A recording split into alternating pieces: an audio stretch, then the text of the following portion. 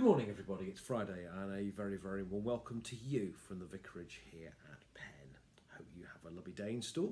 It's Friday, and I hope whatever today has for you, I hope it goes really, really well.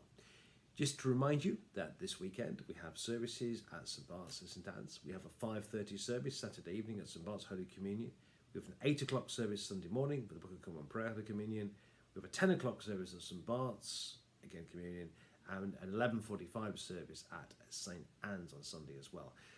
Just to say, we would love to see you wherever you are. If you'd like to come and join us, you'd be really, really welcome. It's all being done socially distanced, all very carefully. We can have some lovely music. You'll hear a good sermon. You'll hear we can share the bread together, and generally speaking, you'll have a good time. So if you want to come to church this weekend, we at St Bart's and St Anne's, we would love to see you. I throw that out. Right, to our reading for today. Well, Jesus had died on Good Friday. He'd risen again on Easter Sunday, and some of the women found an empty tomb in the morning. We found out yesterday. And later in the day, we've got this reading now. It's one of my favourite readings, actually, in the whole Bible. It's an image of Jesus, which I particularly warm to, actually. I'm reading Luke chapter 24, and I'm starting to read at verse 13. Now, on that same day, two of them were going to a village called Emmaus, about 7 miles from Jerusalem, and talking with each other about all these things that had happened. While they were talking and discussing, Jesus himself came near and went with them, but their eyes were kept from recognizing him. And he said to them, "What are you discussing with each other while you walk along?" They stood still, looking sad. Then one of them, whose name was Cleopas, answered him, "Are you the only stranger in Jerusalem who does not know these things that have taken place in these days?" He asked them, "What things?" They replied, "The things about Jesus of Nazareth, who is a prophet, mighty in deed and word before God and all the people, and how our chief priests and leaders handed him over to be condemned to death and crucified him. But we'd hoped he was to be the one to redeem Israel. Yes, and besides all this, it's now the 3rd day since these plague things took place. Moreover, some women of the group astounded us. They were at the tomb early this morning, and when they did not find his body there, they came back and told us they'd indeed seen a vision of angels who said he was alive. Some of those who were with us went to the tomb and found it just as the women had said, but they did not see him."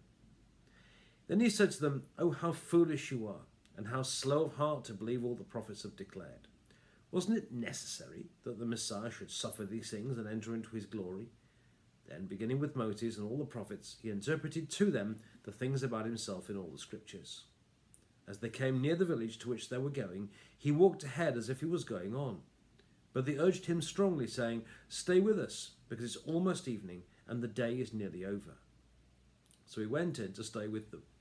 While he was at table with them, he took bread, blessed and broke it, and gave it to them. And their eyes were opened, and they recognized him, and he vanished from their sight.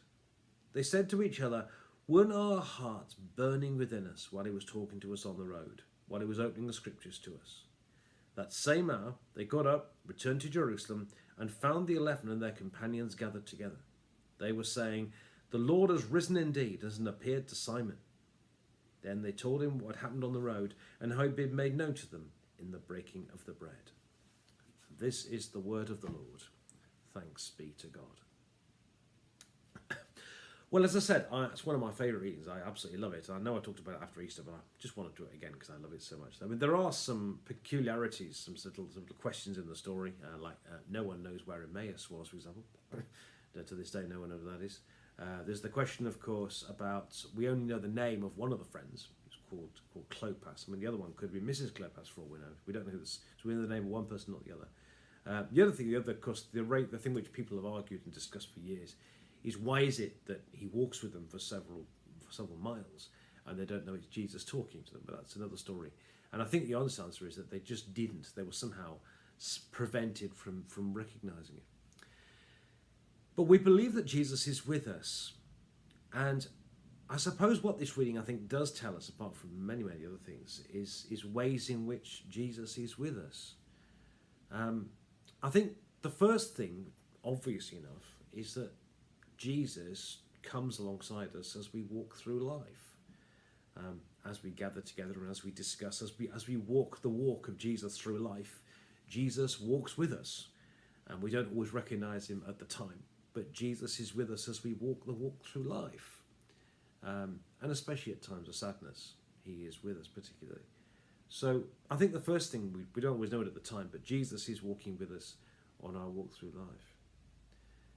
I think the second one is through the scriptures. There's a lovely phrase at the end when they say, didn't our hearts burn within us as he opened the scriptures to us? You know, one of the things I love most about being a Christian is the Bible. I love getting into the Bible and discussing the Bible.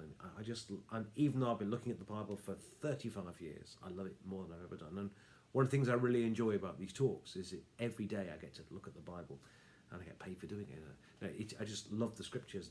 My heart burns within me, and particularly passages like this. So through the scriptures, God, Jesus is with us as well, and he sets our hearts on fire, and things start coming at us, and our hearts burn, and as I say, phrases come out of us, and they start coming alive for us. And the other one, of course, is through the breaking of the bread. Finally, they stop at their destination and they have a meal, and Jesus breaks the bread, and in the breaking of the bread, they recognize him. And for many people, through the sacraments, through breaking bread together, which of course they did at the Last Supper, and various other times, feeding the 5,000, going back to the desert in the manna in the desert, breaking of the bread. And the breaking of the bread together, that's when they recognise Jesus with them. And for many people, being able to meet together and share the sacrament, which we can now do in church again, and we are doing it at St. Bart's and St. Anne's too. So, Jesus is alive. Alleluia. And he's with us. Alleluia. And we know him in various ways. One, he comes alongside us as we walk the walk of life. And Jesus is with us, especially at times of sadness. Jesus walks with us in the walk of life. That he's with us as we look at the Bible, and as the Bible makes our hearts burn as we hear the scriptures and find out what it's really saying and listen to God speaking to us through the Bible. And thirdly, of course, through the breaking of the bread, through Jesus being with us. And would you do what he did as you break bread to remember him? He's with us too. God bless you. Have a lovely day and enjoy the presence of Jesus. And as I say, if you'd like to come to church this weekend, we'd love to see you.